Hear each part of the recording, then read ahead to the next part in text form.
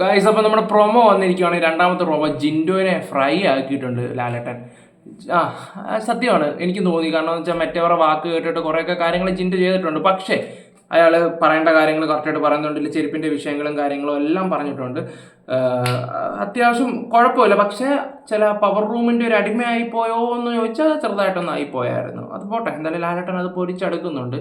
പിന്നെ ജാസ്മിനും നോറയ്ക്കും അർജുനും റസ്മിൻ ബായ്ക്കൊക്കെ എടുത്ത് പൊരിക്കാനുള്ളതായി സത്യം പറയാം. അവരൊക്കെ അട്ടർ ഫ്ലോപ്പ് എന്നൊക്കെ പറയുന്നു. ഇതുവരെ ഒരു എവിക്ഷന് നേരിടാതെ കിടന്നിട്ട് ഇതുപോലെയൊക്കെ പറയാൻ എല്ലാവർക്കും പറ്റുകയൊക്കെ ചെയ്യും. ഓക്കെ, അന്നേരം ജിൻഡോയുടെ ഈ ഒരു പ്രവൃത്തി ഇച്ചിരി മോശമായിട്ടാണ് എനിക്ക് ഫീൽ ചെയ്തത്. അങ്ങനെ ആവരുത് ഒരു ക്യാപ്റ്റനായ എല്ലായിടത്തും. ഇതിന് മുമ്പ് ഒരു വീഡിയോയ്ക്കകത്ത് ഞാൻ ഇട്ടായിരുന്നു ലാലേട്ടൻ വന്ന് പൊരിക്കുന്നുണ്ടെന്നും പറഞ്ഞിട്ട്. പക്ഷെ അങ്ങനെ ഒന്നും ചെയ്യരുത്.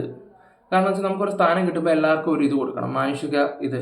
അത് അറിയാമല്ലോ, എല്ലാ റൂമിലിട്ട് ഗബ്രയെ പൂട്ടിപ്പോഴും ഗബ്ര ചോദിച്ചു കുറേ ചോദ്യങ്ങളൊക്കെ ഉണ്ടായിരുന്നു സത്യത്തിലാണ്. അപ്പം അതൊക്കെ ഇച്ചിരി ഇതായിട്ട് ജിൻഡോ ഇനി നോക്കിയില്ലെങ്കിൽ നിങ്ങൾക്ക് അത് നല്ല വിഷയമാവും. ഓക്കെ ഗൈസ്, അപ്പം ഇന്നത്തെ പ്രൊമോ കാണാത്തവർ ഏഷ്യാനെറ്റിൽ പോയി കാണുക. ഞാൻ നേരത്തെ വെക്കുമായിരുന്നു. പിന്നെ നമ്മുടെ ചാനൽ സബ് ചെയ്യാത്തവരെല്ലാവരും ഒന്ന് സബ് ചെയ്യണം, സപ്പോർട്ട് ചെയ്യണം. Okay, by.